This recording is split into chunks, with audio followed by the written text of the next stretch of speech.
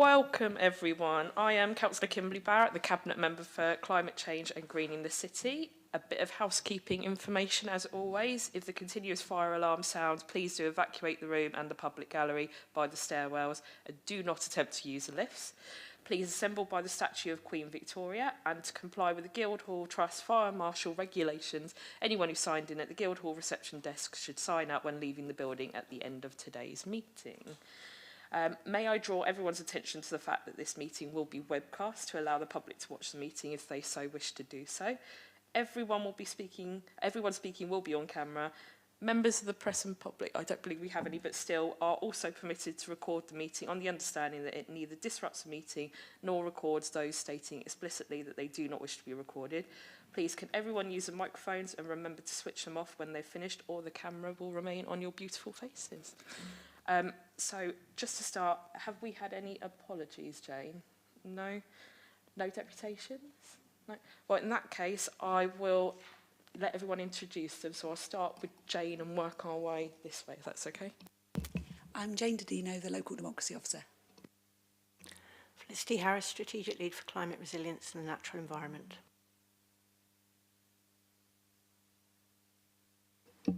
Richard Lee, Assistant Director of Culture, Leisure and Regulatory Services.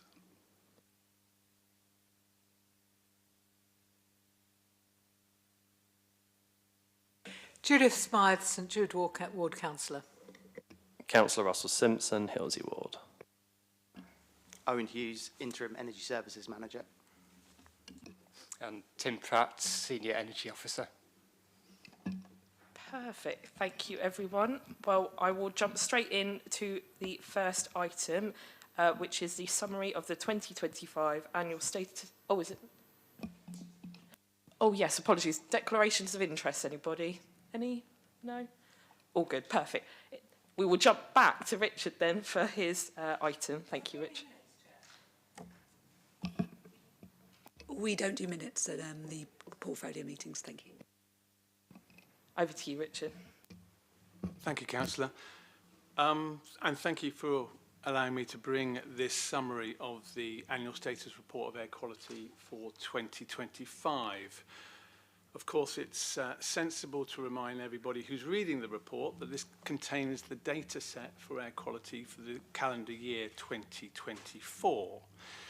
And also, I have a couple of key messages. The report in front of you is very much a summary of the ASR. The ASR is created through a prescriptive template which is designed by the UK government, and we have to follow that template very carefully. The actual ASR exceeds 400 pages of information and data. And so obviously it is a very high level summary of that report.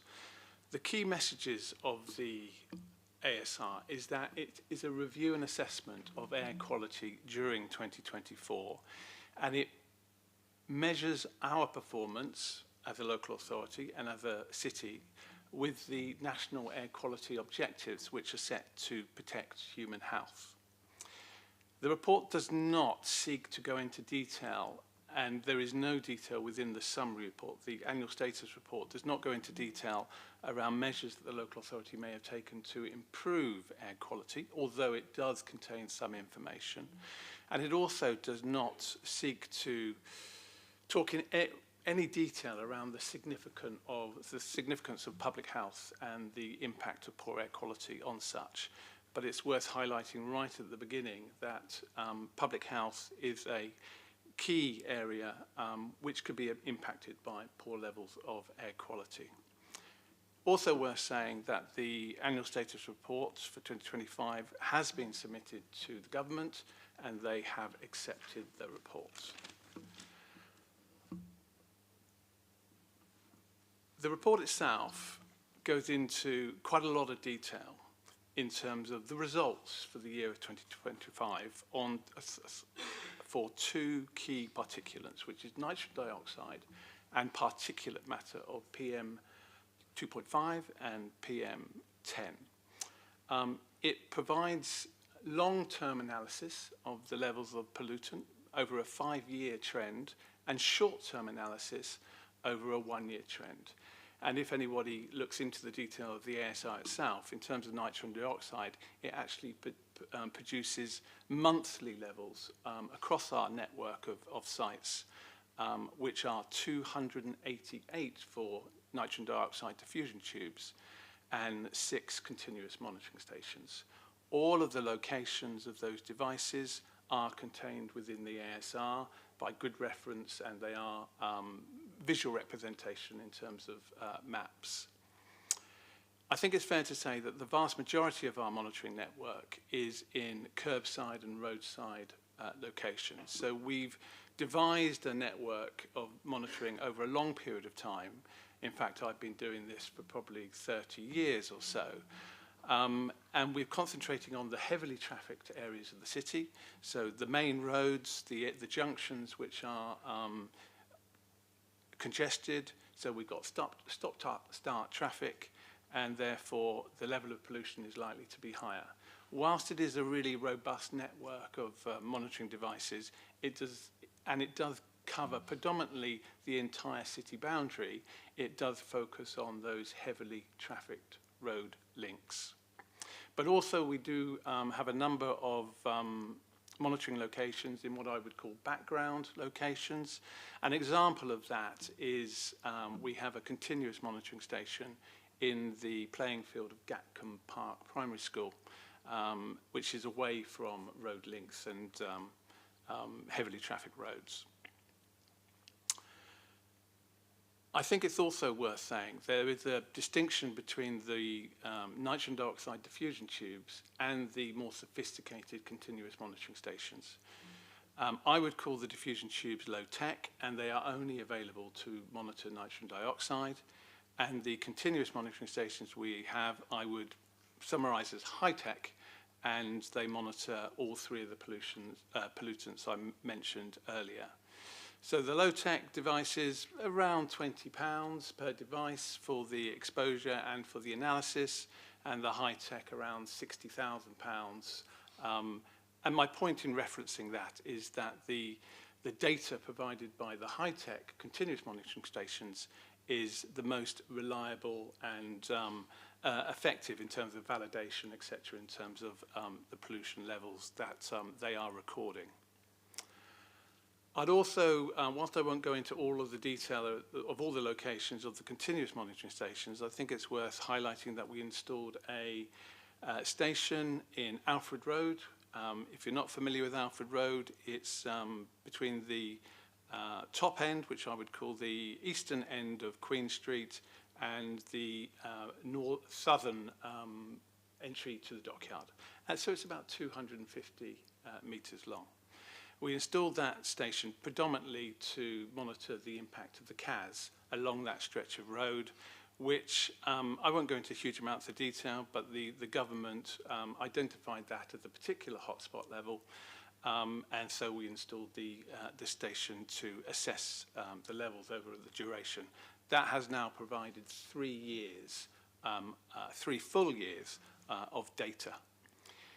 Before I go on to the results of what the monitoring network is telling us, I think it's sensible also to talk a little bit about the national air quality objectives, which are set to protect human health. They are quite complicated in that they are annual means and hourly means, but if I focus on annual means, for nitrogen dioxide it's 40 micrograms per metre cubed for the annual mean. PM10 annual mean is also 40 micrograms per metre cubed, and PM 2.5, there is no objective standards, but the government did set target standards, and the stage 1 target for 2015 was 25 micrograms per metre cubed, and the stage 2 for 2020 was 20 micrograms per metre cubed. So bear that in mind when I'm rushing through some of the results, but I'm sure you've all had an opportunity to read the text. So section 2 of the report onwards does set out, as I say, a very brief summary of some of the headline conclusions. And if I start with the nitrogen dioxide locations, in 2023 we had 3 locations which exceeded the National Air Quality Objective Standards, and they were 2 within Alfred Road and 1 within Hope Street.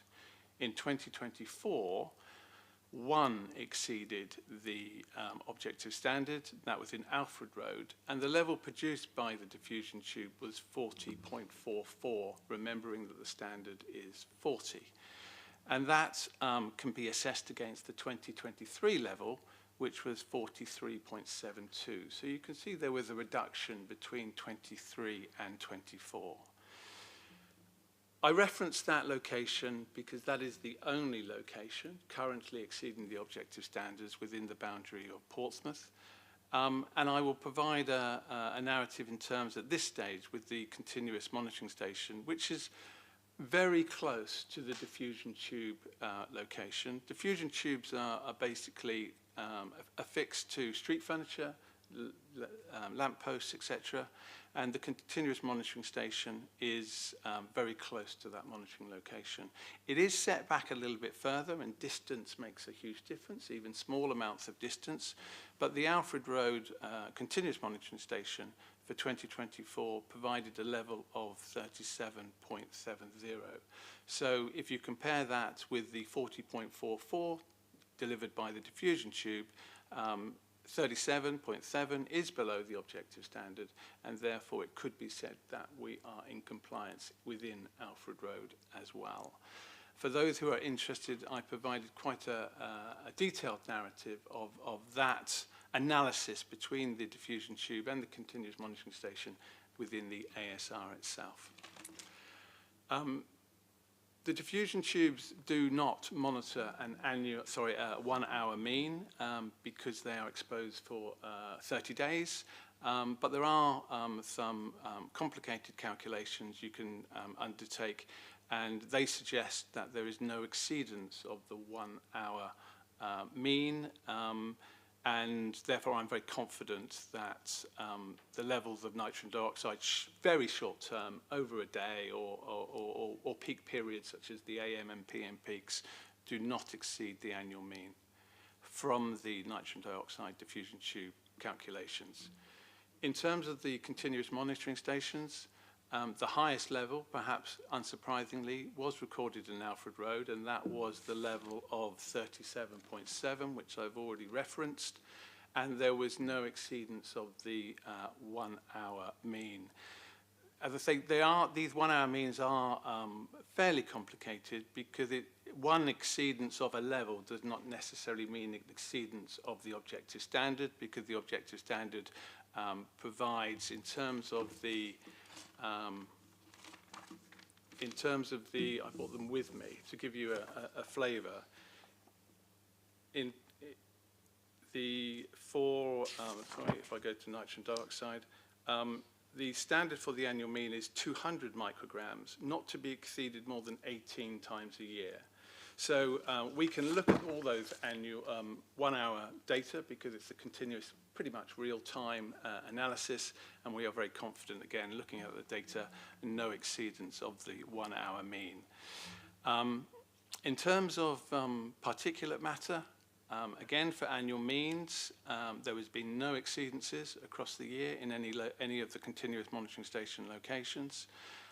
Again, just to give you a slight reference, the highest level we recorded for PM10 was in Anglesey Road in 2022, so I'm looking at that 5-year trend, and that was 19.27. In 2024, the same location provided a result of 16.58. So again, if you reference that to the target for PM10, which was 40, we are well below that objective standard. The same applies to the 24-hour exceedance level. In terms of PM 2.5, the highest level in 2024 was at Burfields Road, and that was 9.15. So well below that 2020 stage 2 target value that I talked about earlier. So in summary, it's a fairly good news story in terms of the levels of pollution that we are picking up from our very comprehensive network of devices. and it shows a downward trend long-term across all the continuous monitoring stations.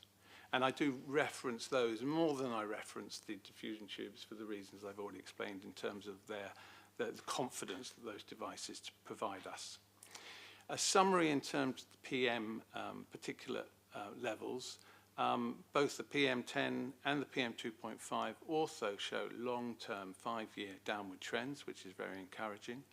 But also, if anybody is looking at the detail of the ASR, they will see that our curbside locations, our continuous monitoring stations, are broadly similar to the background location that we have in Gatcombe Park School.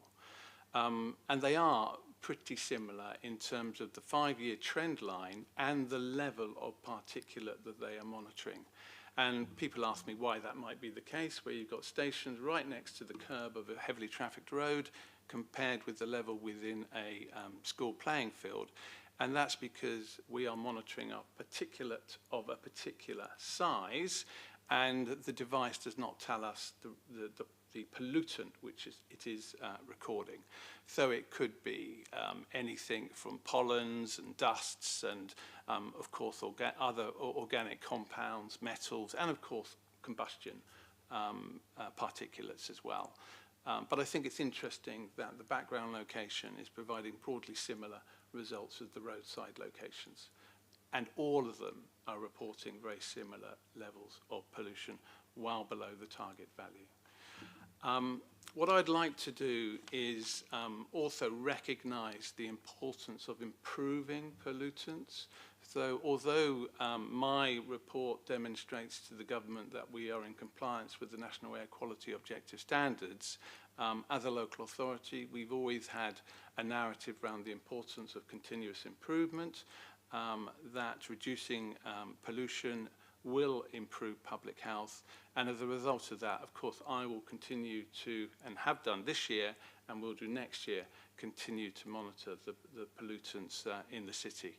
And just as the final footnote, I want to just pay my thanks to the team of 2 who do all this hard work in maintaining our network of monitoring devices, and of course ensuring that we have the data that we can present to the government.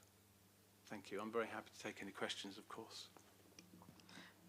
Thank you very much, Richard. We always appreciate the reports coming through. It's something that's really, really important to a lot. I get emails and comments about this kind of stuff all the time, so it's really important that we pass on as many details as possible and be as transparent as possible to our residents.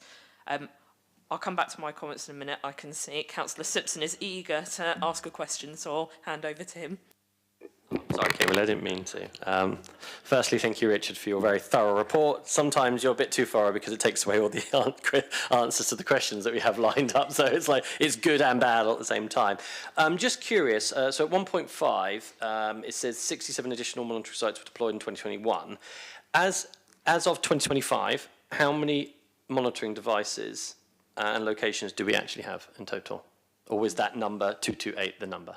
That is the number. Okay. We've maintained the network over that period of time. Okay, okay. And when it comes to choosing sites, I mean, I know you mentioned obviously the one in Gatcombe Park School as a kind of an offset, I'm guessing, to, even though it is either side, you've got London Road and you've got Copner Road.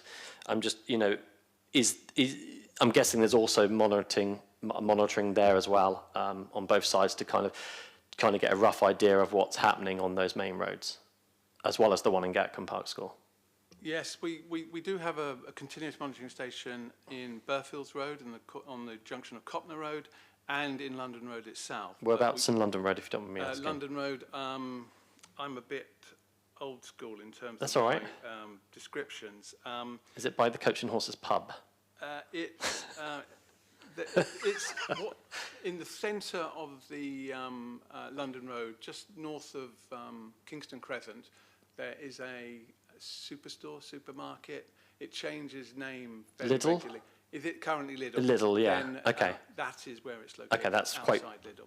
just south of the pedestrian crossing. Because for me, I mean, I'm going to get to this in a minute, but obviously there's been, I know we've got to take consideration of displacement of roadworks, but for the last 2 years, it's been pretty bad, which I think if you have had an increase in Burfields, it's because all that displacement from the Eastern Road and other works has gone there, as well as the fact that it's become more popular for Ocean Park for shopping. So, I mean, obviously we've got to take consideration, but obviously if that stays the same, then that needs to be monitored a bit closer. I'm a little bit aware and a bit conscious that if there isn't a monitoring device, say at the top of London Road as you enter out of the island, I mean, that's also had a lot of traffic.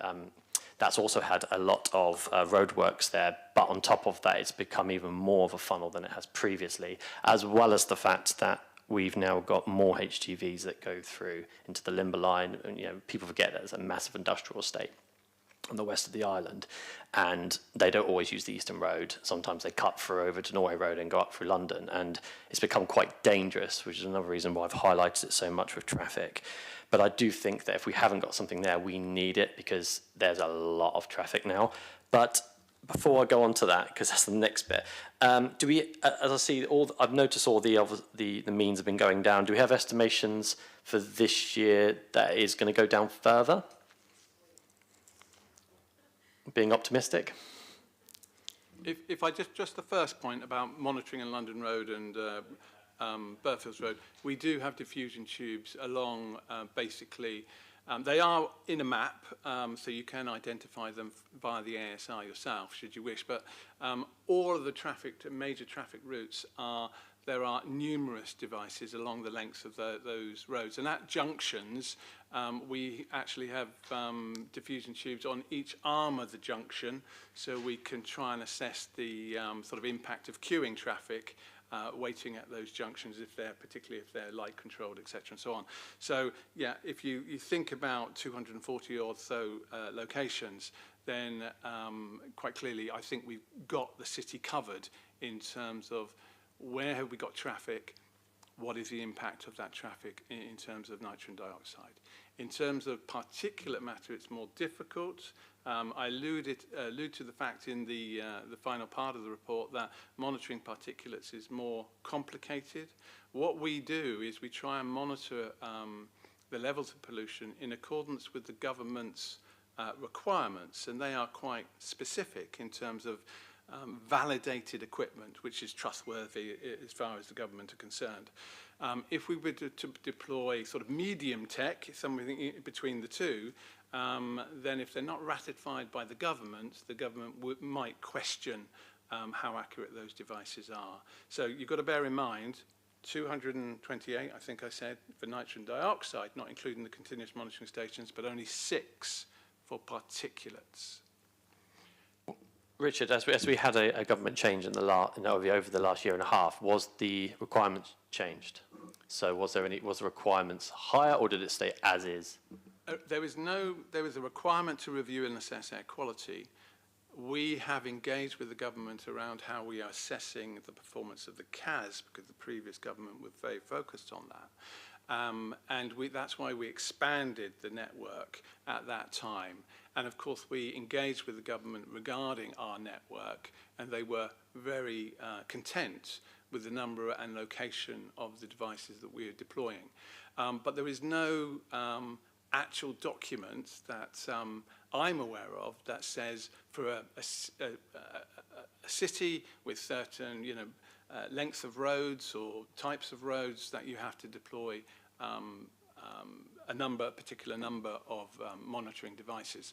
There is a lot of guidance about where you should place them, because if you have a road which is interrupted, perhaps by pedestrian crossings, then that will likely to increase the level of pollution and not provide all the data that the government wants. So when we report this information to the government, they are very particular about distance from junctions, distance from the roadside, height of the tube, all of that kind of information, and we provide that to the government. But they haven't come back and said you need to do more, but likewise they haven't prescribed the amount of monitoring that we should be undertaking. Okay, I'm almost done on this. Shall I go on to your second point? Well, yeah, I mean, because I was going to ask the cut-off. So when you're doing a mean or an average, the cut-off point is like December, I'm guessing, or do you have a particular month in the year what you assess it by? Because sometimes, obviously, annual things is not always annual to everyone, is it? It's not always January to December. It might be May to May or August to August. So what? We do it over the calendar year. Okay. That's the data that the government require. Yeah.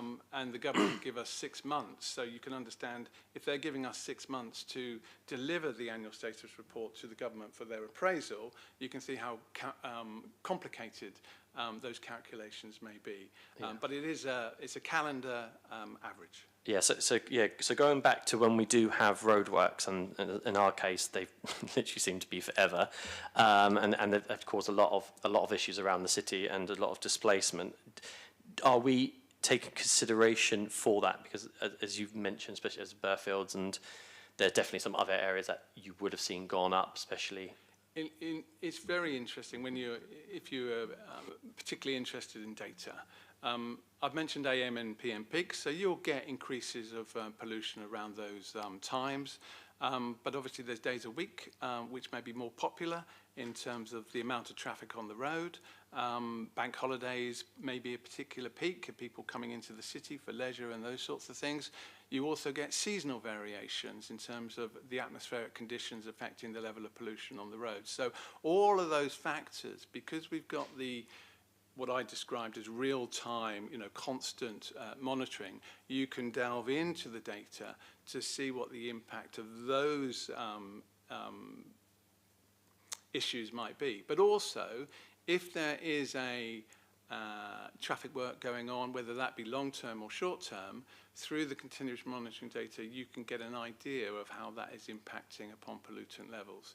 In terms of the diffusion tubes, as I said, we do look at the monthly levels for all the locations, and they do change quite widely. So you could get a level, I won't give you real examples, but you can see it from the data. You may get a level in 1 month which is half or twice the level in a different month of the year.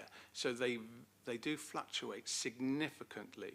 And I'll just reference one point in terms of Gatcombe Park. It is close to, because perhaps every property or every location is close to a busy road. But the government do produce, particularly for nitrogen dioxide, a calculation by distance and the impact of distance. And what we know from that calculation, created by far more intelligent people than myself, is that even short distances make a huge difference. And when I was talking short distances, I'm talking 50, 100, 200 centimetres. That can make a difference in terms of the level of pollution that we pick up. And that's why the government are so interested in precisely where we are locating that equipment. I have no more questions for now. Please, Councillor Smythe. This is I think the second time I've heard a presentation of this, and it becomes clearer every time. Thank you very much. The recommendation, I think, is that we note it. I think the public would want to know, is it? Yes, I think it is. I feel that the public want to know whether we're reassured that things are going in the right direction. And I wondered if we couldn't minute that rather than just noting it, because they're concerned about air pollution, and it does seem to me that in general this report shows us that we are moving in the right direction. If I may, Chair, I'll go back to the previous. Sorry. I'll go back to the previous question, which I didn't really answer. The estimation for the results for this calendar year, 2025, and in terms of annual means, obviously we can't fully calculate that because of the variation via months until we've got the full 12 months of data. But we do look at the data very carefully. But it is raw data because there is, again, calculations, and there are some corrections that the government require us. I say corrections, they are all explained in the ASR in detail, but to validate the data, you've got to thoroughly interpret the data. There's no fiddle factors or anything like that around the data, but it's compliance with the guidance which is set out by the government. Short answer to that question, my apologies, is that it looks like there has been a further improvement in the levels of nitrogen dioxide for 2025. In terms of particulates, as I said, it's been fairly flat for all of the 6 locations over the last 5 years. So if there is a change, if there is an improvement, I'm predicting it to be very small indeed.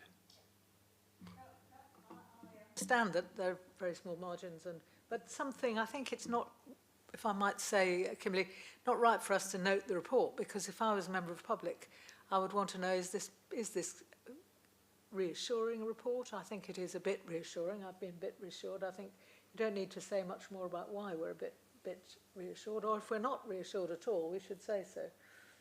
And I don't think we need, this is a,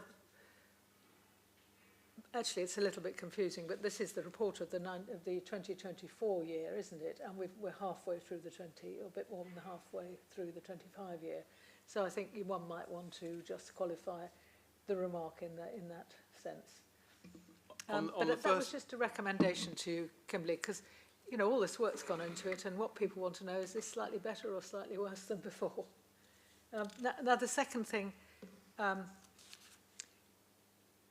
just very interested in knowing how much maintenance these devices need. How often do they go wrong, and are they often vandalised? And you know, is it expensive kit and that sort of thing?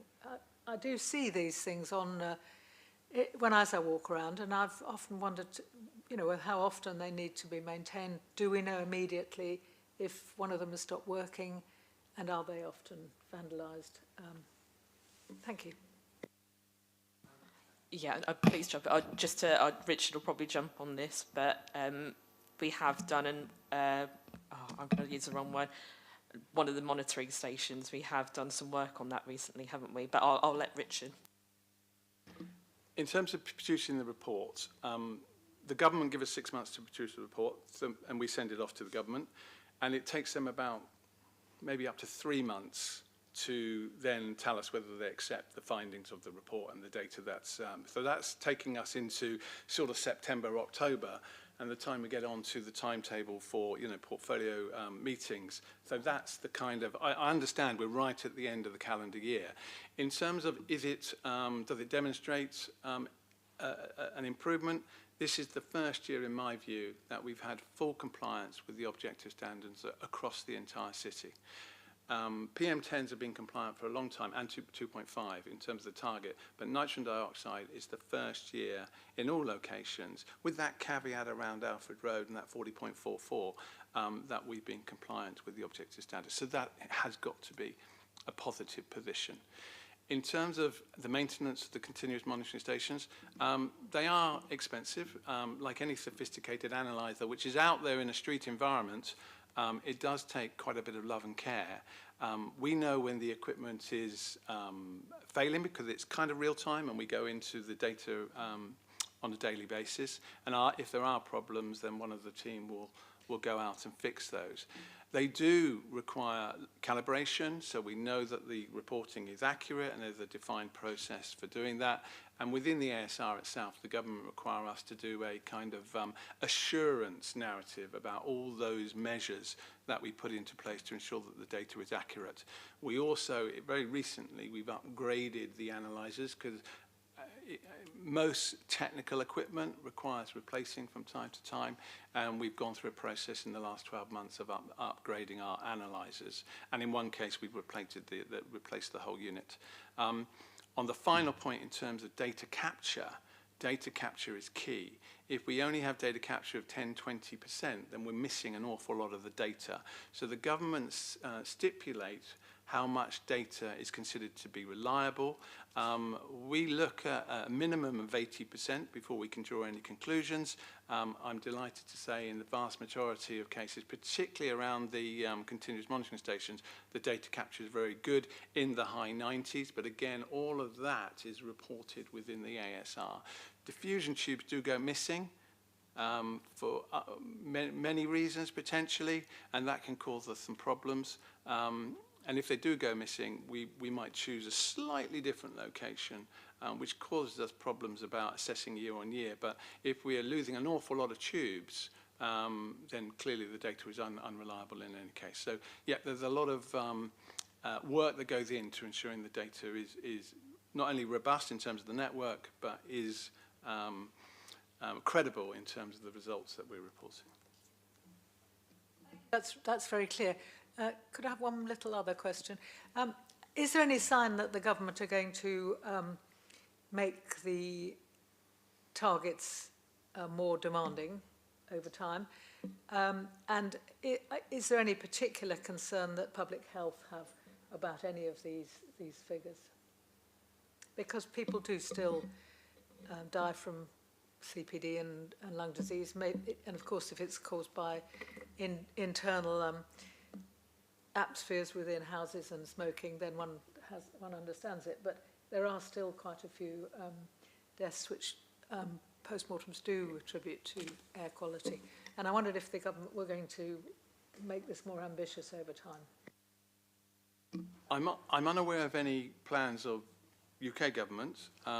There is an organisation, the WHO, World Health Organization, and they have set out some sort of target values moving forward. As you know, the target value has expired in terms of PM 2.5 because it was 2020, and the government haven't. I've looked at the site this morning, and they haven't renewed those. Doesn't mean to say they won't, but the WHO have put in target values every year for the next 5 years, I think up to 2040. And what public health, because public health and air quality are linked, the public health team are currently devising and have almost completed a strategy in terms of air quality, and they have referenced those WH levels moving forward. And what the monitoring will do will enable us, whether the government do or don't, to see how we are performing in terms of the WH targets moving forward. In terms of particulates, we're doing very well. We would still be ahead of the game for the 2030 levels. It might be more difficult as we move forward into the next decade, but right now, because they're static, and I've said PM 2.5 and PM 10 are fairly static, or very static, it's almost a flat line over the last 5 years. That might be a little bit challenging moving forward when we get to the relevant target. Remembering we're about that 10 microns per cubic meter currently. So when we get to the 10 standard or 5 standard, if that is what the WHO are saying, that's going to be more difficult to achieve. Whether the government adopt the WHO guidance remains to be seen. I think those are really clear answers. Thank you very much. Thank you very much. I want to reiterate, I know you thanked your team of 2, and I think it was said at another meeting previously, I don't think people realise, people assume they're a big team sort of doing this kind of work, but they're just a small team here who've worked really hard. And I know, I mean, I'm a bit of a data geek. I do like looking, so I've been through the 400 pages myself, and I would recommend if people do have time and are interested like me to go through it, because you can see all the levels and sort of a bit more detail going through, so please do look at it. But knowing the amount of time, detail, work that's gone into that, please can you pass on from all of us our thanks to your team, and also thanks to the work, because I know that you've been working with Jacko as well to get this forward. As Councillor Smythe and Councillor Simpson said, you know, we can see the downward trend. Long may that continue, because we have a responsibility to our residents to do everything we can to make sure that air quality is much better, especially to make sure we're moving away from any kind of death or anything like that involves air quality issues. But to see the downward trend, that's really good. I'm also really pleased that we're continuing to monitor. Obviously, we'll see how it goes forward with whether like you said, that was something I was going to bring up, is that there's no change at the moment, and you know we might be compliant at the moment. Depends what the government decides to do, whether they decide to adopt the WHO targets. I think we are looking more towards those in the future rather than the government targets, to try and be as ambitious as possible going forward as well. So I think that's really helpful. Colleagues, any more comments or questions at all about this? Councillor Smythe? Just to give us a ray of hope, my son works in London with a inventor who's on the verge, I think, of launching a little tiny gizmo that goes on the back of cars' wheels to hoover up all the particulates that have come off tyres. So we may see some step changes, and if car manufacturers do put them in, it will improve things a lot. I've found that rather a hopeful little ray of sunshine. I'm always interested to hear what kind of new technology is coming forward to try and improve things. So I'll have a chat with you about that later. I'd like to find out a bit more about that. So colleagues, very happy to note this report and very happy to make clear to residents as well, so that it's minuted that, you know, we are seeing a downward trend, which we're pleased about. Obviously, we will continue to do as much work as we can to see that downward trend continue. And obviously, thank you to Richard and colleagues for all the work that's been going on. So thank you. Perfect. Well, with that one out the way, I will now pass over to Felicity and Rachel for the Urban Forest Master Plan update. Rachel. Okay, thank you, Councillor Barrett, and thank you for allowing me to come today. Sorry, just to check, is it Warmer Homes on the... Oh, how weird. Oh, apologies, Rachel. Then, if that's the case, for some reason on mine, it's on the other one. But if that's the case, really sorry, Rachel. I will pass over to Owen for the Warmer Homes update. Apologies, colleagues. Thank you, Councillor Barrett. Yes, so this is an information-only report updating members on the delivery of the council-led Warmer Homes project. The project is funded by the Department for Energy Security and Net Zero, or DESNZ, which enables free energy efficiency interventions to be provided to private sector households. The report details the historical progress made and grant money spent, the number of interventions made, and the number of households supported. The report also includes an overview and update of the most recent award of funding, which is the Warm Homes Local Grant Scheme. So just a bit of background on the Warmer Homes project. So it was launched in early 2021, fully funded by what was then the Department for Business, Energy and Industrial Strategy, or BASE, and currently by DESNZ.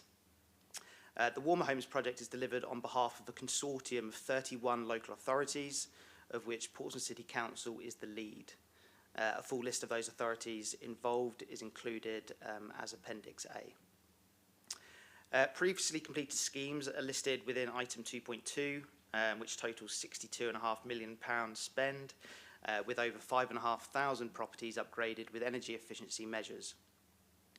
The current scheme, Warm Homes Local Grant, is ongoing, with the council acting again as the lead member for the consortium of 31 local authorities, with £26 million of funding secured to deliver energy efficiency upgrade works, with the scheme lasting until at least March 28. So just a bit of a summary on the recently completed home upgrade grant. So one of the completed schemes detailed within item 2.2 was completed in April of this year, having begun in October 2023. That scheme provided energy efficiency and low carbon heating measures to low-income homes with poor energy efficiency ratings whose primary heating source was not mains gas. Upon completion of the scheme, just under £24 million had been spent to upgrade 1,162 properties across the consortium of 31 local authorities, with 2,217 unique measures installed. The Warmer Homes Consortium, as I mentioned, led by PCC, was the third highest performing in the country, delivering just under 10% of the properties upgraded by all grant recipients nationwide. 29 of these properties were upgraded within Portsmouth, resulting in estimated average financial savings of just under £850 per household per year. So as an overview and a bit of an update on the most recent award of funding, the Warm Homes Local Grant. So at the end of 2024, the council submitted a bid to DESNZ for funding of £91.2 million to deliver energy efficiency upgrades under the Warmer Home Local Grant Scheme on behalf of the Warmer Homes Consortium. The scheme is currently planned to run until March 2028, although DESNZ have stated that it may be extended by up to a further 2 years if funding is available, and they have allocated a total budget of £500 million to the scheme for the first 3 financial years. They did report that bids received at the time had exceeded this budget by over 3.5 times, which shows the keenness of local authorities nationwide. As a result, funding awards for all grant recipients were significantly lower than the requested amounts. So Portsmouth City Council received an allocation of £26 million compared to the 91 requested. So based on that £26 million and the government's assumed average capital spend per property of just under £12,500, that funding would enable 1,784 properties to be upgraded. In October of this year, DESNZ carried out a grant reallocation process for this financial year, and PCC requested an additional £13.9 million for this financial year. PCC were informed that the consortium of which we lead will receive an additional £1.5 million for this financial year, which does show the strong performance to date, but a lot lower than the 13.9 requested. Not included within this report, and just a note for members, because we've only found this out this week, PCC have been awarded a further £7.3 million of funding for this financial year. This is all pending various project change requests, approvals, but it means the funding for this financial year in particular has increased from an original £6.7 million to £15.5 million, which again I think highlights the strong performance of PCC and the consortium. We do have sufficient applications in process to use our current funding allocation for this financial year, even with the new £8 million of funding, and all new applications are therefore being placed on a waiting list, of which we're calling off as and when we can. And just an update on sort of current progress with some figures there, which I think are an update to the report. So 142 properties have been completed so far, of which 39 are in Portsmouth. So you'll note the big jump from HUG2 to the local grant one. And we're expecting approximately 670 properties to be upgraded this financial year. So just going on to sort of the key impacts, however else they may be. Substantial savings for residents in time of a cost of living crisis. So there is an expectation of savings over £1,000 per property per year should be achievable, but that's dependent on what measures are installed and the resident behaviour changes on the back of those. Nearly all the properties upgraded under the overarching Warm Homes programme have achieved an improved EPC rating of at least one band, so that's an E to D or D to C jump. The HUG2 and local grant schemes combined are estimated to reduce carbon emissions across the consortium of 31 local authorities by over 4,000 tonnes per annum. And then there's the obvious benefit of financial thermal comfort and health benefits expected from those residents living within those properties that have had the upgrades. The scheme has also supported local installers to ensure they have the required accreditations and training to install further energy efficiency measures. And our delivery partner and the contract that we have with them includes various social value commitments, which include training for local installers, which is funded by that delivery partner. And it also includes donations to local community projects or community sector organisation, and it's expected to be in the region of sort of £40,000 across both schemes up until the end of March 28.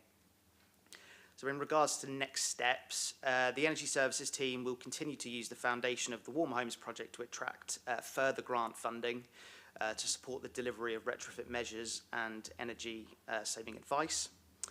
The Energy Services team will, on behalf of the Council, continue to build on its partnership relationships with other local authorities within the Warm Homes Consortium to ensure success of the Warm Homes project and all future schemes, especially those that we will be leading on.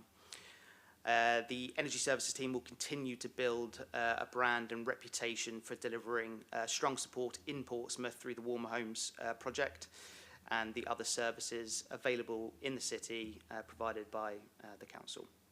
Thank you.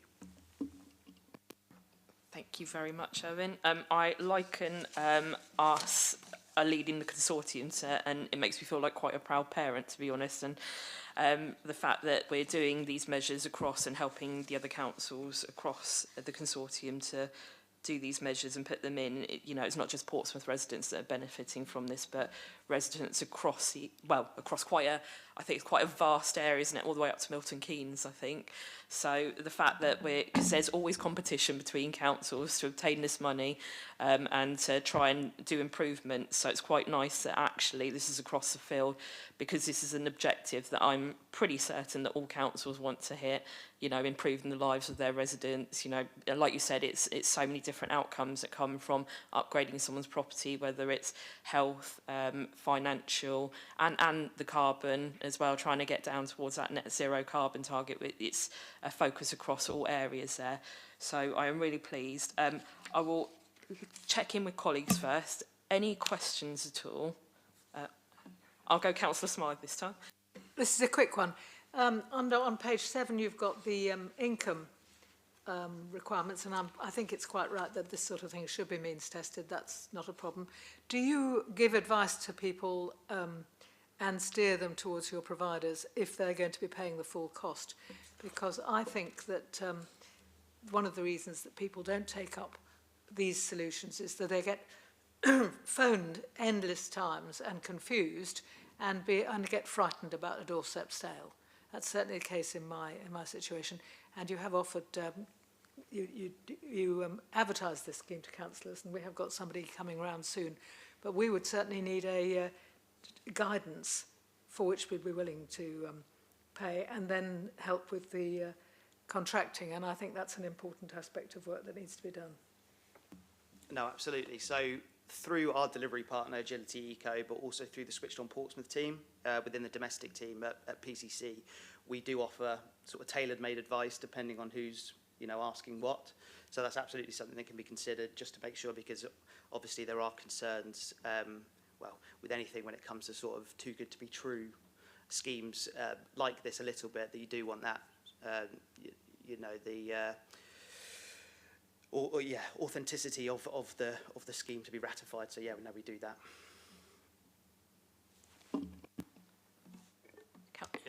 I've actually got a bit of follow-up because, and I think I've mentioned this before, but I've got a couple of questions firstly, and it is around making people aware of these schemes, because I remember I'm actually one of those people actually during, I think it was 2020, when there was big grants, and I wasn't working at the time. I was going through a transition of working for myself, and I was very lucky to fall in that category. And I remember getting a letter from my door, and it said, "Oh yeah, solar panels. If you're running them underneath this, solar panels." And even though it did have the Portsmouth City Council logo, the letter didn't look very legit. It did look a bit okay. So I kind of tested the water. I used my initiative, and obviously rang the council, said, "Is it legit?" They said, "Yes, it's legit." Went through and ended up getting solar panels, which is absolutely fantastic.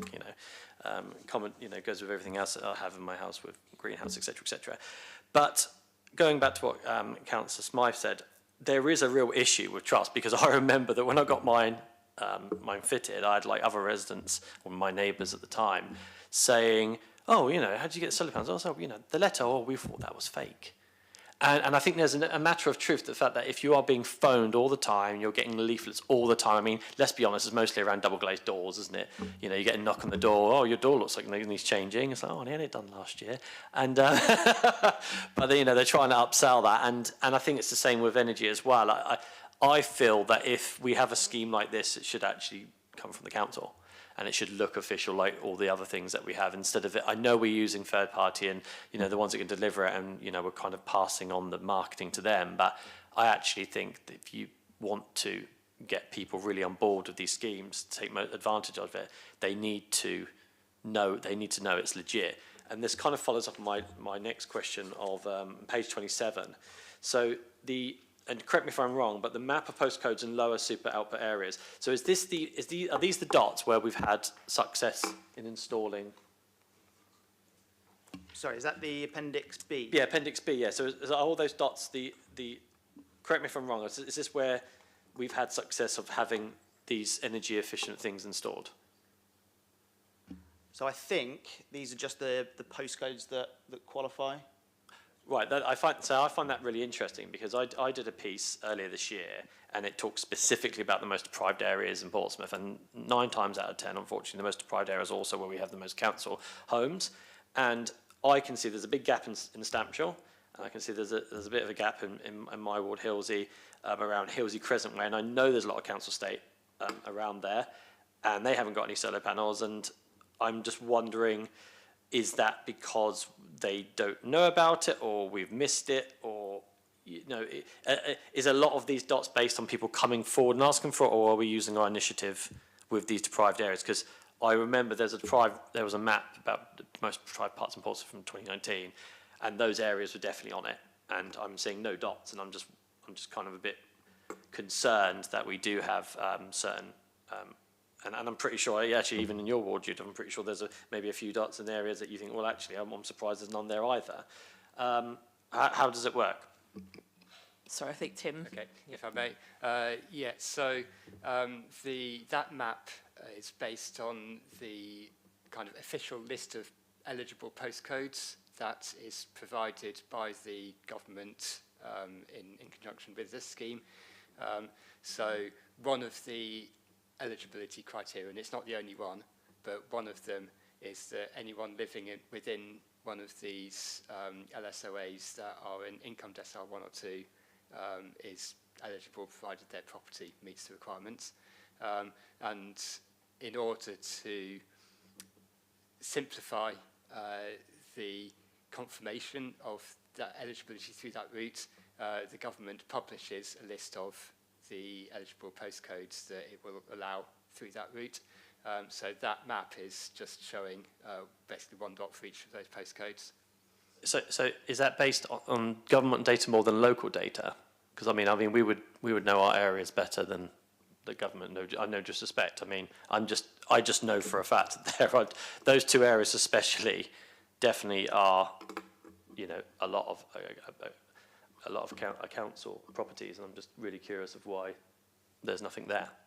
Yeah. So that map specifically is based on government data. So it is it's the national data set of indices of multiple deprivation that feeds into this.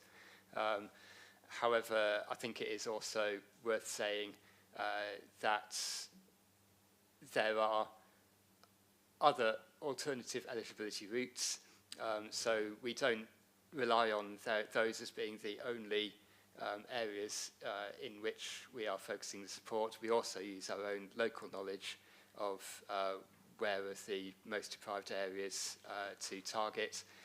So even if there are areas that do not fall into one of those areas that are on that map, if we know locally that it is an area where people are likely to need support, then we can target that and find the people who will be eligible for the scheme through the other income requirements or income proxy requirements. Because I'm a bit concerned that if we're only targeting areas that we've been told by the government and not losing our own local data and our own maps of where we know we have things situated, it's going to be missed, isn't it?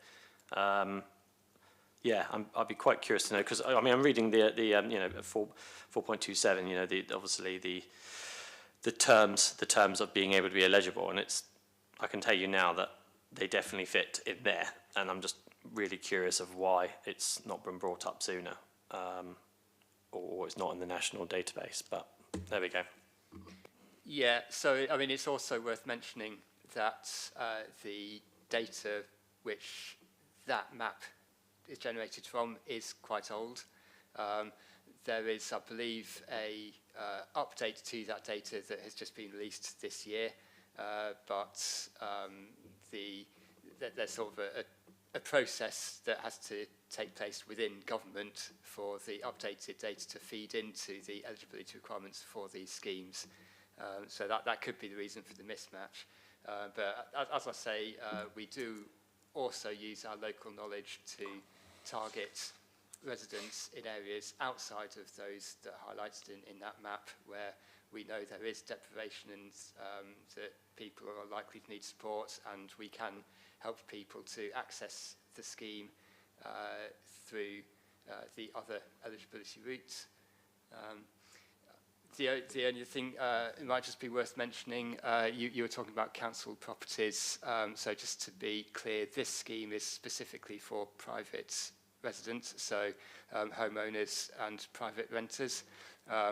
There is a scheme that is designed to provide similar kinds of measures for our council properties as well that we do run, and the targeting of which properties we choose for that scheme is based on a number of very complex factors which, to be quite honest, are quite heavily driven by the level of funding that we have through that scheme, which is unfortunately fairly limited.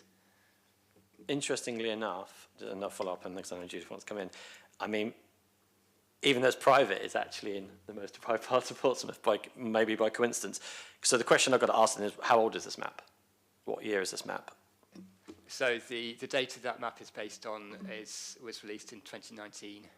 Which is exactly the same year as the deprivation map. Okay, I have no more questions. I'll just come across to you, Judith. Tim's covered this actually, but I was going to say, yeah, this focuses more on the private sector sort of housing. We are doing quite a bit with the council housing. God, I had it on the tip of my tongue then, so colleague Owen or Tim do remind me. But Social Housing Decarb Fund. That's it, thank you. The Social Housing Decarbonisation Fund, which you might have seen in the paper. We've completed quite a few. I think quite a lot of them are up in Paulsgrove at the moment, where we've done a lot of energy saving measures up there for a lot of our council tenants. Obviously, we're a bit more limited when it comes to some of the big blocks and things like that, but you might have seen reported as well. There's some ongoing work with the Charles Dickens heat network that we're trying to proceed forward with. So, there's lots of different areas where we're trying to hit council housing as well as social housing, council housing, and also private sector. And it's also really important, I think, to note that there are a couple of different ways that we're trying to do outreach work as well. So I know that Councillor Smythe's brought it up in one of our briefings as well. So the Switched On team do go out to as many events as possible.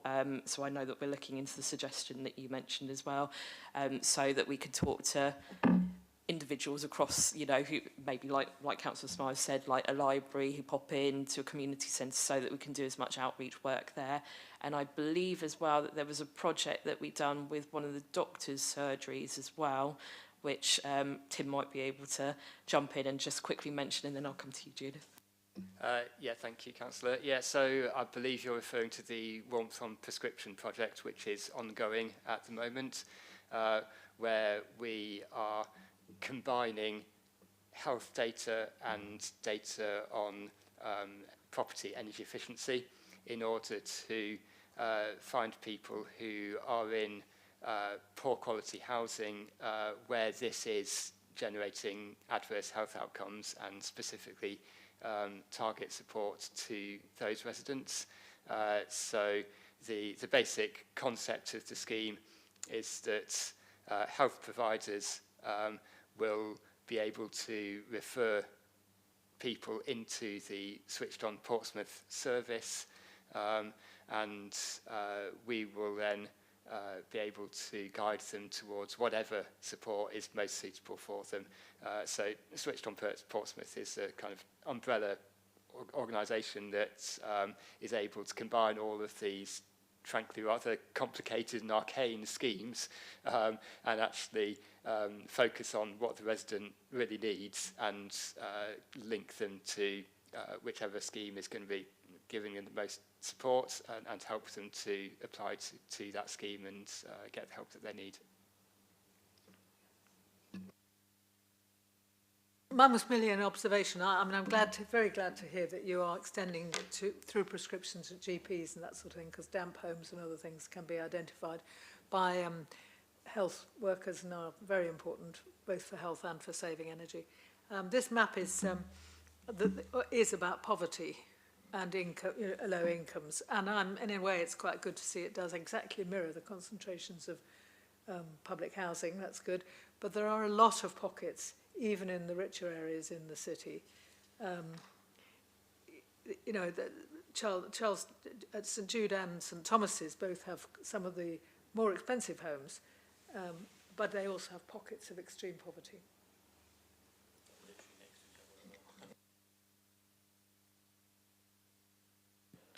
Right, thank you very much for that, Councillor Smythe. I don't think I've got too much more to add. So thank you, colleagues, for for your comments on this. I am pleased that we've managed, Owen let me know yesterday that we've managed to get that additional funding, so I'm really pleased that the government do recognise that we're a good pair of hands to provide this funding to oversee it across the consortium. Do I wish it was more? Of course I do, because I want to help as many people as possible across our consortium. But I'm pleased that we've managed to get that additional £7+ million, because that will go, you know, a significant way towards helping, whether it's 1 or 500 people, it doesn't matter. We need to help as many people as possible, especially during a cost of living crisis. Thank you very much once again to the energy team. I don't know, I mean, not a huge team as well.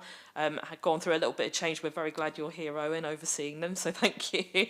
And also so on top of this, we've also got the other projects we're doing. So Mountbatten was completed recently. You know, when you think of Lakeside and the other project, the port, the other projects we're doing, and also helping other councils and other businesses. I mean, Councillor Smythe, I'm really pleased that you were able to come with me to the Green Partnership event that we had last week, where we heard about some of the other things that other organisations and groups are doing, such as the QA Hospital and things like that, where they're trying to proceed forward with projects like this as well, where we can help and support where possible and get them up and running, since it's such a huge building with a lot of energy that they're using.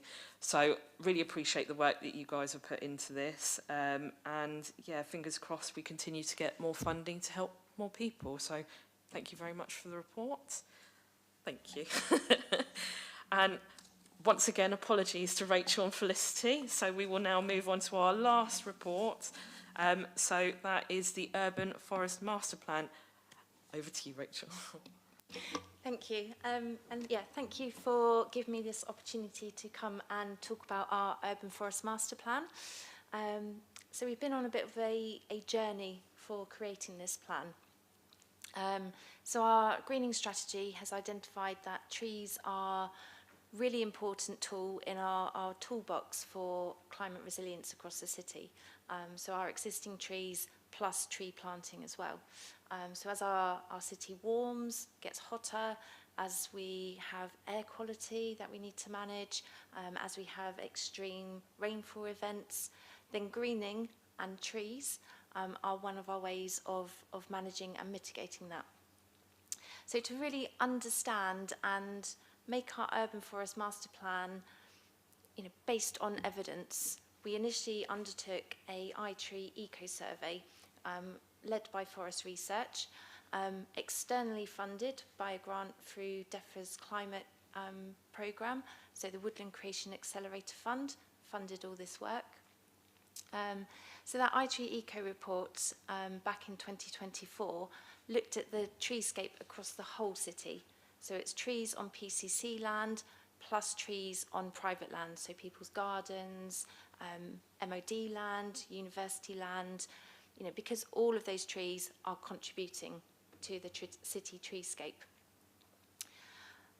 That iTree Eco report has given us some really valuable information and data about our treescape. So, for example, the city treescape is providing over £1.7 million per year of benefits for air quality, carbon sequestration and flooding alleviation. So it's really helping. And it's also identified things such as our species diversity across the city. So we have a high prevalence of ash and sycamore, which are making up around 25% of our city treescape.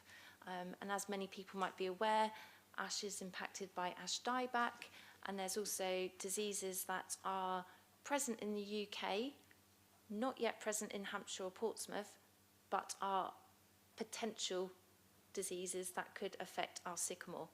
So if we lose, or when we lose those trees, we will be losing those benefits they're providing.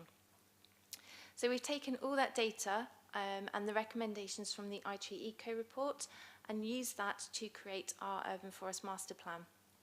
So we've worked with industry experts, Treeconomics, and we've really taken a collaborative approach to creating the Urban Forest Master Plan. So many colleagues from all directorates across the council have fed into this master plan. So our arboricultural officers, colleagues from highways, colleagues from housing have all fed in, as well as external organisations as well. So we've run workshops where MOD, Natural England, university, as well as volunteer groups such as our tree wardens, have all had the chance to input and create that vision, which is the guiding principle of our Urban Forest Master Plan. So out of the master plan, it's a very action-focused master plan, with lots of real kind of deliverables and targets that we can achieve over the short term and medium term, all of which will kind of work to further develop that resilient treescape and bring those climate benefits to our residents. So there's kind of 5 key areas of work focus that have emerged from that master plan, and kind of taking those forwards will help deliver all of the actions within that master plan. So I'll just sort of highlight a couple. So we have tree equity, which looks at really kind of local areas across the city. So it looks at lower super output areas, and that's using data held by Woodland Trust. And we can really kind of dive down into those local areas and see what maybe the issues are. Is it an area that's suffering from heat? You know, and can we use tree planting and real strategically placed tree planting to help bring those climate benefits? Because that's really what we are focusing on, is the benefits the trees can provide. So yeah, we're kind of taking forward tree equity. So we're looking at areas of the city where more benefits are needed and where we can kind of plant more trees. And also kind of looking at the trees we've currently got. So making sure they are supported to be long-lived and thriving within the city. So we're kind of looking at those ash and those sycamore, which we know are a big proportion of our treescape, and looking at how we kind of plan for their management and their future. So do we, you know, well, we need to be starting to look at, can we replace them before we lose them, and all of that. So yeah, through the Nature Positive Portsmouth project that we now have, which is funded through Nature Towns and Cities as part of the National Lottery, this is enabling us to have the resources to really take forward those 5 key work areas of the Urban Forest Master Plan. So over the sort of next 2-3 years, we'll be in a really good position to have all the information in place, all of those strategic plans in place, so that we can really put our resources where they're going to have the most impact. So I think that's kind of what the Urban Forest Master Plan is allowing us to do, is to take all this work forward in a really strategic way. Thank you. Thank you, Rachel. Just before I jump over to Councillor Simpson, Felicity, is there anything else you want to add, or? No, thank you. Rachel's done a brilliant job at presenting that, and along with as part of the Nature Positive Portsmouth project, which is one of the Nature Towns and Cities programme projects, we will be looking to develop a sort of proactive, as Rachel said, a proactive tree planting strategy, and exploring how we develop a 15-year budget that can leverage in funding from different sources so that we can deliver the sort of level of canopy cover we need and not lose trees to disease. So that's where the work is now. Perfect, thank you. Councillor Simpson. I know quite a lot about trees. I mean, very lucky. I'm very lucky to my ward, Hillsey Lions, basically. It's almost the lungs of the city, really, and it's ideally placed because it's right by that motorway as well and the A3. What I have found is it is always about having the right type of trees. I think we went for a period, I don't know, maybe 60s, 70s, where we went for trees aesthetically. And they don't really have the same benefit as certain other trees. The roots are a real nuisance because obviously they can go very close to houses, but also when we had the hurricane in the 80s, they collapsed because they're not deep enough. So I always do feel that when a tree does have to be cut down, when they are on residential roads, it's probably not a bad thing because of the fact that they were put there to look nice more than I don't think we were thinking on the realms of pollution back in those days. I think we were thinking, oh, we'll make this lovely road and put all these lovely trees and how pretty it looks. But thankfully, when there has been one cut, I've seen a new one planted and they're more appropriate for urban. You mentioned ash trees. Now, I have a bit of a love and hate relationship with ash trees because they seed everywhere. They will literally grow out of anything and their roots will go outwards. And you know, they do quite a lot of damage. So the idea of maybe considering how we replace the ash trees is probably a good thing. I mean, literally, if you ever see an ash tree seedling come out of your ground, it should be like this big, you try and pull it out and it's really hard. Like you can't do it with your hand, you literally have to dig down to the roots because if it's that high here, it's about this deep. But once again, they will go on the side of houses, they will come out of the compost heaps, they will grow anywhere, but they do so much damage. So I'm not, you know, don't get me wrong, almost like I hate ash trees, but it's one of those things where they're great because they seed everywhere and they kind of, you know, maintain themselves. But on the other side, from an urban point of view, they're a real nuisance and they can be a little bit of a menace. And we had one resident, bless them, that had I'm not even exaggerating here, probably a 35-foot ash tree. It was easily about 20 meters wide and it seeded the whole ward. And literally, I remember when I bought my property, I must have had 15 ash trees, all different sizes and ages. And you'd think that's great, but unfortunately, one made my greenhouse forever wonky. It basically destroyed lots of fencing. So while I know I'm very sympathetic with the fact that it has a lot of disease, the ash tree, it's one of those things that's actually quite difficult to maintain. And I think even Pete, the Ranger, might have mentioned it as well because we have a lot of ash trees along the Hillsey lines. So yeah, I'm all for maybe replacing with the right trees and definitely getting more trees in the urban areas because it is a bit of an urban jungle, isn't it? Concrete jungle in some places. So always good to kind of dig and get some appropriate trees planted. Thank you. Absolutely right. The key tenet of the Urban Forest Master Plan is right tree, right place, right benefit. And there's so many different data layers now that can make us be a lot more granular about our decision making. And as Rachel's talked about, we're looking to move from sort of individual tree management to a resilient treescape that all stakeholders are involved in. So Rachel's got really good conversations going with the with other sort of owning stakeholders within the city.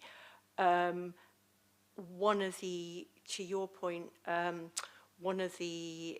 terms of that right tree, right place, right benefit, we will be looking to develop species palettes to support that approach and also to get people to think more about diversity. So, for example, if in some parts of the city you may take a drive through, maybe there's been a development or something like that, and it's all the same species, and we can't have that anymore. We don't know what the future diseases we may have. We're working with forest research at the moment on sort of future diseases. And the other thing, to your point about roots going everywhere, obviously the climate, we are now living with a different climate. We've got drier conditions, and potentially in our streetscape, trees have been put in the streetscape with particular sort of soil volumes that were appropriate for the climate at that time. And because conditions are now more challenging, looking to sort of think about what kind of rooting volume we're providing trees, and also using things like root barriers more, hopefully will allow trees to be in hard landscapes and not to cause potentially the kinds of disruptions you've seen in the past.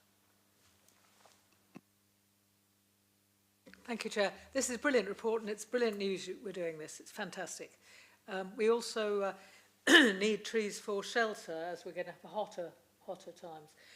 I always raise trees in the planning committee, where I've been for nearly 8 years. and I noticed that the planning applications do more often prevent trees being taken down, provide succession and advise conditions about planting trees. But I still think that there's a bit of a unholy divide between the planning and regeneration teams and your team, and I think that I would urge you to get more involved in planning permissions.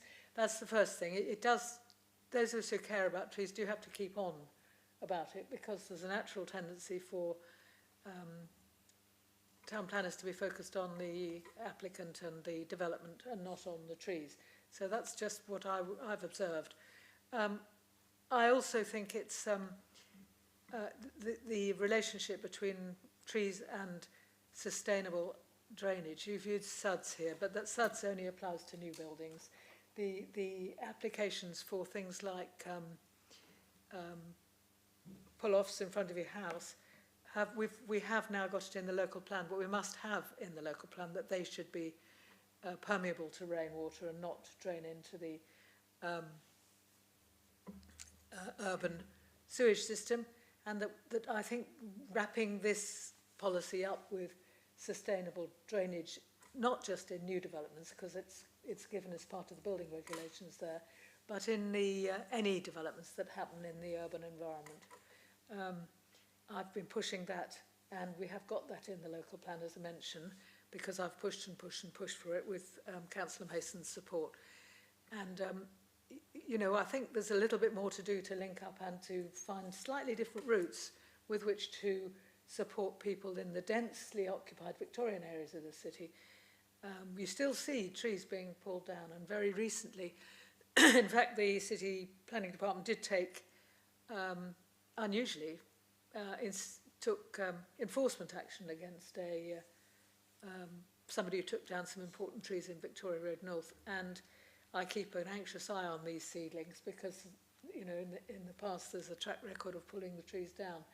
And I just urge a bit more of a relationship with the areas that are badly in need of permeable surfaces. You can come and use my front garden as a example anytime. It's permeable, and I planted 2 trees under advice from the city arboriculturists in the front garden to replace one. Thank you so much for those comments. Just want to sort of come back, take them in order. First of all, one of the things we have in the local authority is a resilient treescape group that are working on this vision, and that involves colleagues from all different directorates, including from within planning. Good. And you'll be aware that the local plan has a clear tree policy in place, has a green infrastructure policy with a 15% tree canopy cover for new development, and we've been exploring CAVAT, which is a way of valuing trees as well. So I kind of want to assure you that those measures are in place. In terms of SUDS, one of the aspects of the Nature Positive Portsmouth project is working in partnership with Southern Water, and we have SUDS going in with trees. We've got several areas of work. One is across schools, delivering cooling benefits and stopping playground flooding. We are doing site mapping with Southern Water across Portsmouth Homes estate to look at opportunities for depaving and increased permeability with trees. And there are schemes going on existing verges as well. So I want to reassure you that SUDS is not just happening in new development. We're going to see an increase in SUDS across the city. As Joanne Wood from Southern Water explained at the Climate Ready Portsmouth, or alluded to at the Climate Ready Portsmouth conference last week, and I know also one of the pieces of work that we're doing within Nature Positive Portsmouth is supporting residents with tree planting and businesses with SUDS and tree planting. We will have a community SUDS grant coming out next year, but I wanted to ask Rachel if she just wanted to use this opportunity to pick up on Councillor Smythe's point about residents and trees and the offer that is coming down the line. Yeah, so as part of iTree Eco survey, we also did a survey out to residents as well, so an online survey. We had 1,026 responses, which is fantastic. And I think it was 39% of responses people said they would consider planting a tree in their garden. So that's fantastic because that's a really untapped kind of land use area where we can potentially get in more trees for the city. So I've been working with Hilliers, who are a leading tree nursery based in Hampshire, which is very handy, and also a tree nursery that the council has used for many years, so we have that relationship, we know the quality of their trees.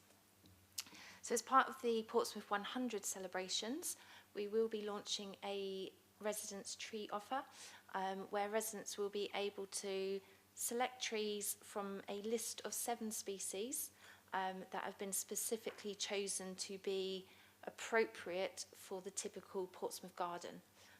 So ones that have fairly narrow growth habits, so they're not sprawling and taking over too much, but ones that will provide cooling or space for wildlife, as well as aesthetic and amenity value as well. So we'll be launching that. Residents very soon, this week, maybe next week. Residents will be able to purchase a tree at a reduced price, and then there will be delivery to the Parks Department down on Southsea Common on a date in February, where residents will be able to come and collect their trees to plant. So we'll be doing that as round 1, and then also we'll relaunch it again and open it again for the end of 2026, which will be sort of round 2. Reason for splitting it into 2 rounds is to time with tree planting season as well. So there'll be at least 2 opportunities for residents to take part in that. That is really fantastic. I think one of the purposes of these recorded meetings is exactly so that that information has come out. I actually, obviously, because I came to your conference last week, I'm very familiar with that. But I think unless members of the public come out and, I can now send them a link to this meeting, and so they'll find lots and lots of things, good things that are going on. And at the very end of the meeting, I just want to make one matter around. Continue that theme. Councillor Simpson. Yeah, I've been waiting. One of the things I was going to mention actually also is the clay. You dig any hole in Portsmouth, as soon as you get to around about 3 or 4 foot, you hit clay, and not a lot of trees like clay, which I think is another reason why the roots sometimes do that instead of going down. You find things like, apple trees, they love clay because they will get into it, and it'd be really good for they use the water on the very, very dry days. One of the other things I was going to mention, but it definitely won't be in time for the 100-year Portsmouth, unfortunately. I think I've told the story before, but in 2022, when I was a new councillor, I visited and met Peter Ranger the first time, and I had aspirations and dreams of having this beautiful orchard along the lines of bees. So bees and orchards, you can't go wrong. But then I was reminded very quickly that it wouldn't match our ecosystem we have in place, which comes back to these trees in 100 years. I'd be quite conscious and cautious that it's quite important that we have in-house trees to match our current ecosystem. There was actually a brilliant officer we had called John Studley, hence why he's got John Studley Memorial Gardens, and I was told that he used to grow everything inside the city to match the current ecosystem. Now, obviously, trees, that's a little bit more difficult, but it might actually be worth looking into the future to make sure that we have things that's already matching instead of bringing essentially, I don't want to say alien trees, but basically trees that are coming from a completely different area, and they can bring things like disease and variation that we wouldn't normally have here. So I learned a lot from that meeting, but also I think there's a lot to be said for it, that if we are going to be planting a lot of new trees, yes, Hampshire is only a small way from us, but does their ecosystem match ours? And would it have an adverse or a positive impact? Thanks. There's a huge amount of debate at the moment. There's no doubt that we are living with extremely different climates. We're really lucky through Nature Positive Portsmouth to have been being able to continue our relationship with Forest Research and also have access to a range of other local authorities who are addressing similar issues. One of the things we have to be mindful of is some of the species that we have in our city at the moment will not or cannot withstand the future climate, the climate that is 20 years away, 25 years away. So Kew have recently published a paper. They've done some work with London, haven't they, to look at species that will be appropriate in the south. To your point about disease, we only purchase trees from suppliers and look to also purchase British grown as well. So all those kinds of checks and measures are in place.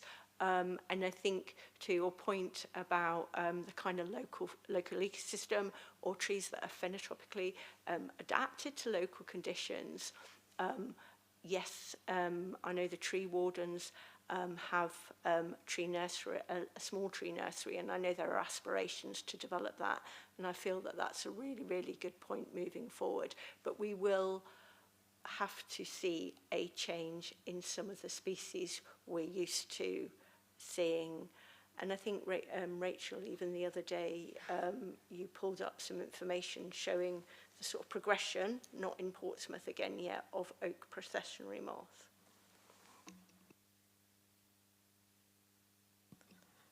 Thank you very much.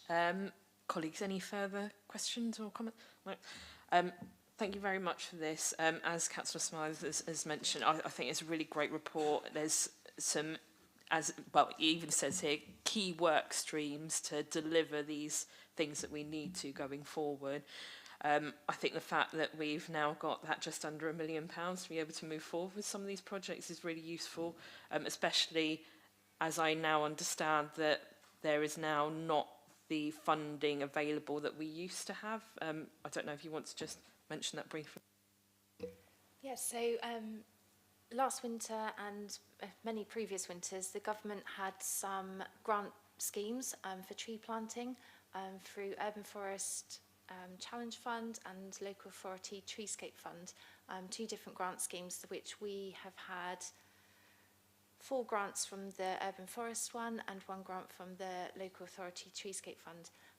Those funds both closed at the end of March 2025, so they are no longer available. They were fantastic funds because they paid for the purchase of the trees and the planting, and more importantly, they pay 3 years worth of establishment for those trees, so the watering and the mulching for those first 3 really important years of that tree's life. At the moment, there's no indication that those grants will be coming back. Lots of people in other local authorities and industry experts such as Tree Council, they are all kind of recognised how valuable those grants were, and it's important we get them back. But at the moment, there's no indication on if they will be available again. Thank you. No, I just thought it was important because I always have people asking about, can we plant more? Can we plant more? We absolutely want to plant more, and of course we will be planting because thanks to the officers, they've managed to get this fantastic grant, and that was a real labour of love, I have to say. I know the amount of time officers put in and across portfolios. It was a huge. We always worry about silo work, but I've got to say that piece of work that the officers done across the council was so worthwhile. But I just wanted to make it clear because someone actually, so it proves people read these sort of reports that come through, which I'm always very glad for. They asked me about that grant because they were aware, and I had to let them know. So, but I wanted to make it clear, even though that grant currently, or those grants currently aren't available, we are still continuing as a council to plant as many trees as possible. Obviously, we'll have to see whether that comes back at some point, and I truly hope it does because it was a great funding stream available to us to be able to do more for our residents and try and do what we can to mitigate some of the climate work that we're doing as well. So hopefully that will continue forward. But yeah, I just want to thank colleagues for this. Obviously, we'll be looking to do as much as possible. The Buckland Master Plan project that we've been doing recently, which has involved residents as well. So they've been going around and feeding back in.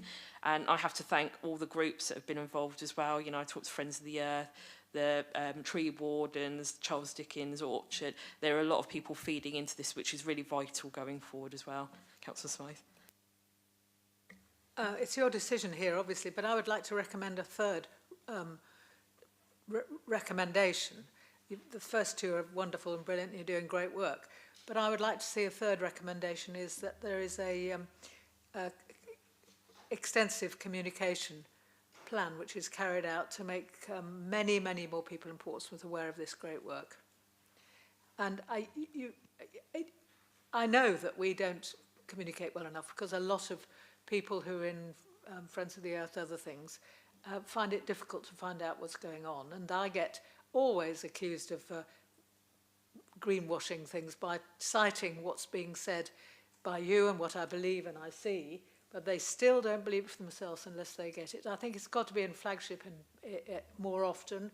It's got to be part of possibly further questionnaires, because that is a very good way of communicating with people. And I really think that would help, especially as this isn't really particularly contentious, but perhaps combined with the message on permeable surfaces would be a really good, strong message. And we are doing great work, but not enough people know about it. So I would recommend a third recommendation here. Thank you, Councillor Smythe. We are really, really lucky that we have, or my colleague Rachel has, a Green Community Forum now. That's been running since the beginning of the year. So we've got more and more community groups coming to that. That meets quarterly. And we're also, for those community groups, starting a programme of not only knowledge exchange in between those meetings, but of training as well. As part of our Nature Positive Portsmouth project, we will be working, I think there's so much messaging, there's so much going on. There's something about having very, very clear narratives with clear calls to action, and that will be a piece of work that's being undertaken over the next 3 to 6 months as part of Nature Positive Portsmouth project, aligning with part of the Portsmouth 100 work as well. So what that's given us, what this Nature Towns and Cities Fund has given us, is an opportunity to kind of get up to speed with some of those areas, have the capacity to really engage residents and businesses and have clear communication strategies to keep banging home or like sharing those messages, but with a call to action. This is about everybody participating and collaborating and working together, and us creating that sense of community and enabling environment where everyone can play their part. Is being done, but I've been to some of these meetings and very few people there, and I think it needs to be extended beyond to residents' associations, to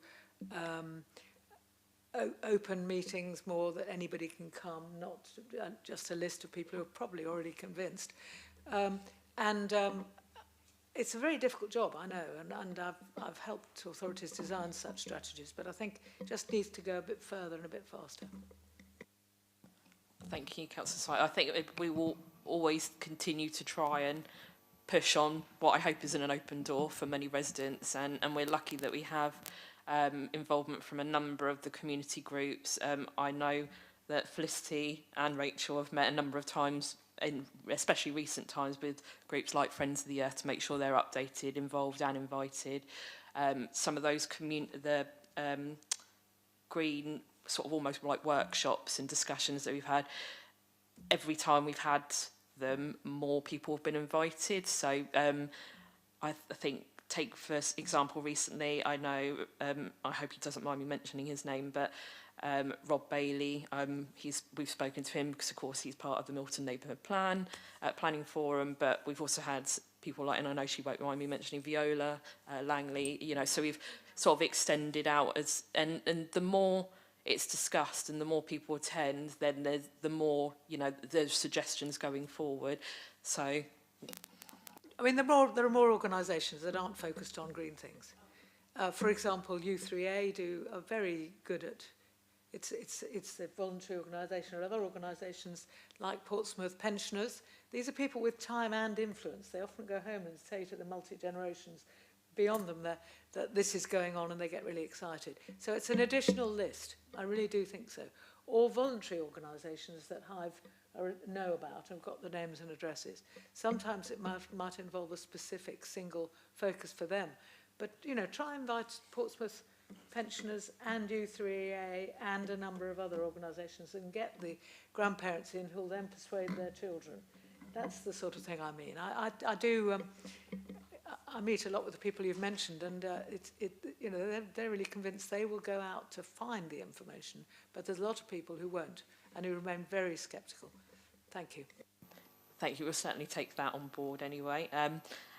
So yes, no, I appreciate that. And we will continue to communicate as much as possible, whether it's through flagship or surveys. I mean, I will say that survey that had over 1,000 responses, when you look at some of the council surveys that we do for things like the budget and the amount you get back to get over, I mean, I think it was a bit of a talk around the council in various departments that we got that level of response. But as I've said before in previous meetings, the fact that we've had such a significant response to this kind of survey gives me that hope that, you know, residents are interested, want to get involved and, you know, want to know what they can do to better their environment and help with these initiatives. So we will certainly continue to communicate as best as possible, and I'm always open to any suggestions going forward.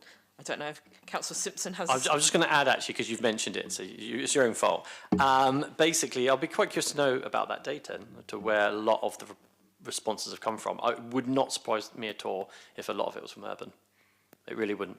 But it'd be nice, if we have got that data, I'm pretty sure Councillor Smythe and I would like to see actually where the demographic, but also where in the city was a majority of the, you know, let the people who have spoken kind of thing, yeah? Rachel? So the, excuse me, the iTree Eco report, which has the information from that data, is all available on the Forest Research website. But yes, it was targeted at people who live within the PCC boundary. Will it have a map of kind of like the areas the ones that most replied to it? So, you know, was there like if you have a heat map, I suppose, where was it hottest? Yeah, very good question. One, I apologise, I can't remember the answer off the top of my head, but it does contain information. So when we designed the iTree Eco whole survey, we kind of almost put zones across the city. So we had off-island zone, which is the wards, Poolsgrove, Cosham, Drayton, and so we know there was a certain percentage of respondents from that area. So it is broken down to a little bit of a level, but not fine detail. I'm sure you wouldn't mind emailing the link to colleagues if that's okay, so you can have a look, and any further questions, just shout and let us know, and we'll try and answer anyway. Thank you very much for that. I really appreciate the report and all the hard work that's gone into this. I'm really looking forward to next year with all the things coming up and going forward and the engagement we're going to be having with our residents. I will also mention, as it's nature-based, that we will have a Portsmouth Rose specifically for Portsmouth for residents to be able to have and enjoy. So all this information is going to be coming forward really, really soon. Of course, we'll get that out to you so you can share that with your residents as well. Hopefully there'll be a huge engagement with it because, like I said, people are definitely interested in and engaged with this sort of thing. So the more we can do, more we can support these people and the groups going forward, the better, I think. So thank you very much for the report. I completely appreciate it. Councillor Smythe, you said that you had something you wanted to mention, so please. Under any other business, I just have two things to mention. They're both connected with the climate emergency motion that you helped us to get through the whole council in July. First of all, I would have expected by now, given the the whole full council agreement with that report, that we would see something around scorecards, the nationally published scorecards and how Portsmouth's doing overall. And linked to that is something about how we're baselining the facts and figures that will tell us whether these projects are working to do what we want to do. And that's one report I would have expected to see here before. And the second one is generally a report about community involvement and information, the subject I raised before. I mean, I think, for example, given that we've passed the climate emergency motion, a email to all councillors, regardless of party, saying this is what's being done, please communicate this on your doorsteps and where you do it. And I think with this particular subject, you would get pretty well everybody. You don't want councillors walking around saying, well, we think, look, quite a bit's going on, but we don't know. And with the upcoming election, I like little fact sheets of what actually is happening to be able to talk to people on the doorstep. That's a way to get round to quite a lot of people. And it's not party political. Every single politician in the city with its full council thing it's that. Not a bit, you know, it's just, but it's important that we are having those conversations around the place. And certainly councillors talk to a lot of people from whatever party. Thank you very much for that, Councillor Smythe. In regards to the first point, I will check in with Tim if there's anything he wants to add, because while our climate officer has been off on maternity leave, he's sort of he's been sort of overseeing, so I really do appreciate the work that Tim's done. I did have a chat with our climate officer who briefly returned. Reports are ready to go, so you will see that coming forward. I was hoping she'd be here, but she's not here currently.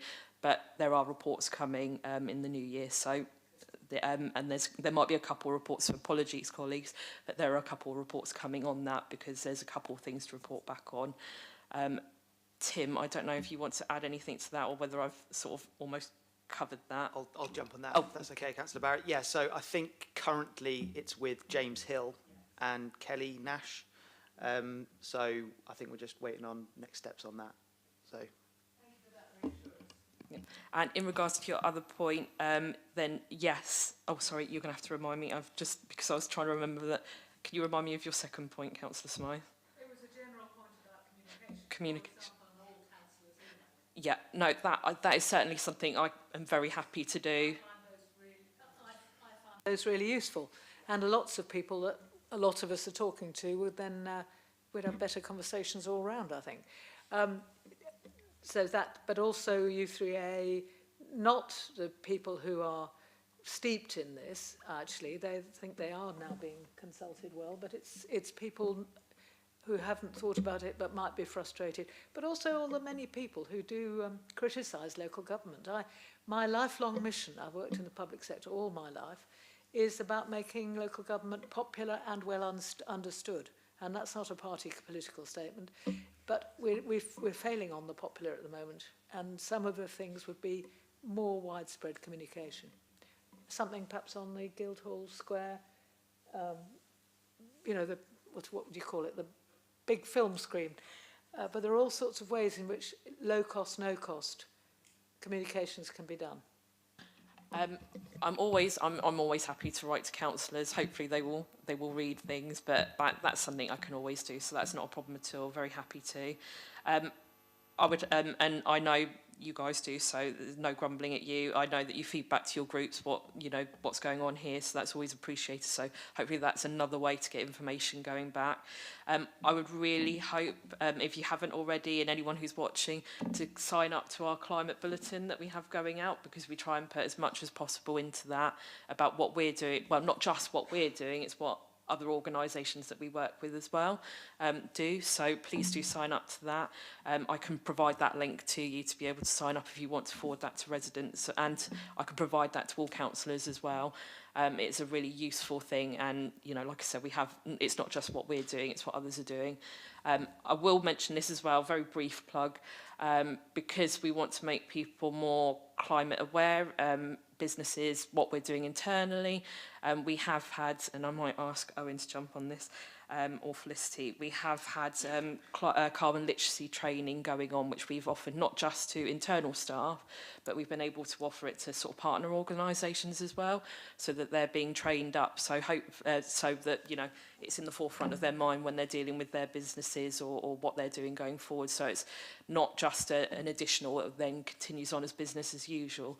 So we're trying to sort of do a few little bits, open to suggestions going forward, but we can certainly communicate going forward.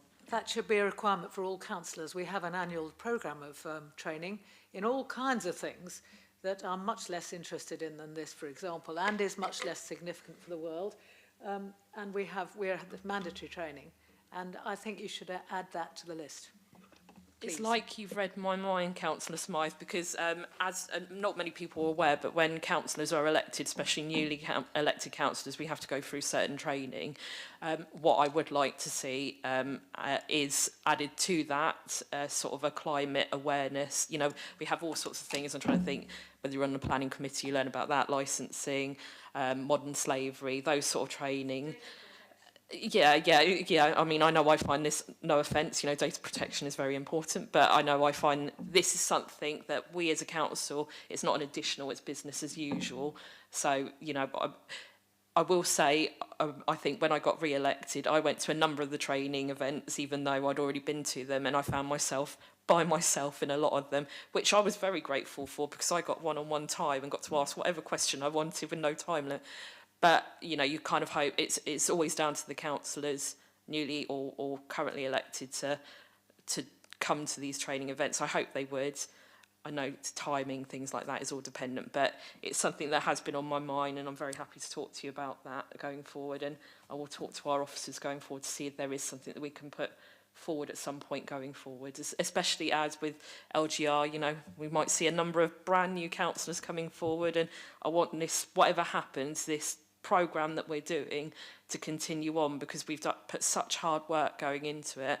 I would hate to see it dismantled or people not caring about it going forward.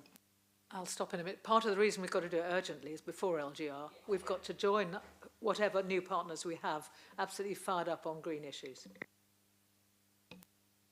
Perfect, thank you very much. With that, colleagues, I think that's the end of the meeting. Oh, sorry. I'd just like to add, we've received apologies for absence from Councillor Brent. Thank you for that, Jane. So thank you for that. We'll make a note of that. Colleagues, thank you so much for your time. I really appreciate your comments and questions. They're always welcomed. And I think this is our last one. I really don't want to say the C word, but well, it's not quite Christmas yet, is it? But do you know what I'm going to say? It's the first one. Merry Christmas, everybody. Have a lovely time, and we will see you in the new year for more.